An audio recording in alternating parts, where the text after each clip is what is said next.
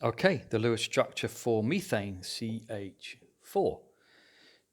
Carbon is in group 14, so it has 4 valence electrons, and hydrogen's in group 1. It has 1 valence electron. So how many valence electrons in total? I've got 4 plus 1 plus 1 plus 1 plus 1, because there's 4 hydrogens there. Now I only want to know about the pairs of electrons, so I'm going to half that number. So I've got 4 electron pairs. All right then. So almost always the first thing goes in the middle, the first atom. So I've got carbon, and spread the others evenly around the molecule to give me that. Now I've got 4 pairs of electrons to draw in. I've got to end up making 1 molecule. So don't go 1, 2, 3, 4. That's not good. That's 1 molecule and an atom stuck in the middle there. So how are you going to do that? Well, carbon has to have 4 pairs of electrons to be stable, and a hydrogen has to have 1 pair. So it's pretty straightforward. That goes in there. The other way to draw this is to say carbon's in group 14. I'm still making that mistake. Hydrogen's in group 1. Space them out evenly around the central atom again. Dots being electrons, and then just pair them up. Well, that's not too tragic, is it? Gives you the same answer there. So what's the shape of this molecule? Well, the central atom has 4 pairs of electrons, 4 electron domains, excuse me. The central atom has 4 electron domains and no lone pairs. It's going to be a tetrahedron. So how to draw out the tetrahedron? You're going to try to draw it out in 3D.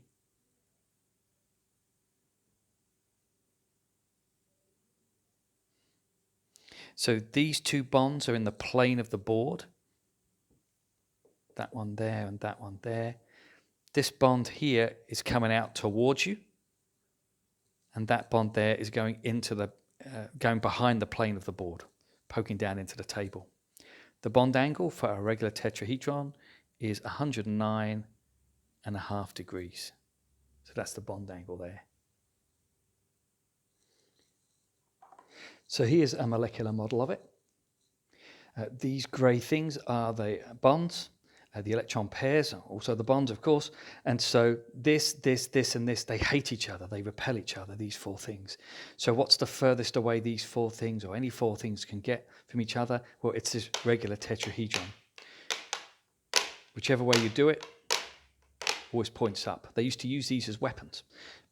Well, not methane molecules, the big spiky things. Whenever you threw them down, the spike would always land up. Caltrops, they're called. Okay, let's have a look at the bond and molecular dipoles. So I'm going to need to look at the electronegativity values. So electronegativity of hydrogen is 2.2, and the electronegativity of carbon is 2.6. So carbon is more attracted very slightly to the electrons in the bonds. So 2.2 for hydrogen, and 2.6 electronegativity for carbon. So the bonds are very slightly polar. The difference here is 0.4. The cutoff tends to be 0.3.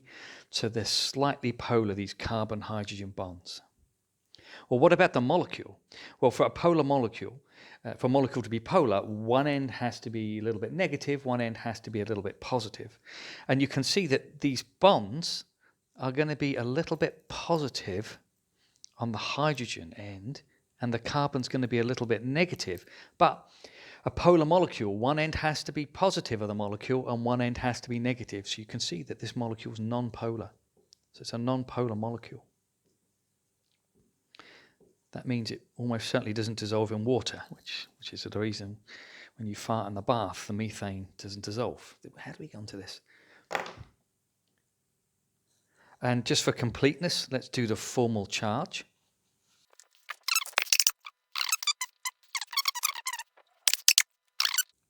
This is normally used to determine which of 2 or more Lewis structures is the preferred one. But there's only one possible Lewis structure for this, really.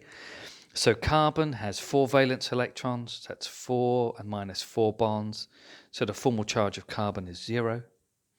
And for hydrogen, it's got 1 valence electron minus 1 bond. So that's also going to be 0. So everything's 0.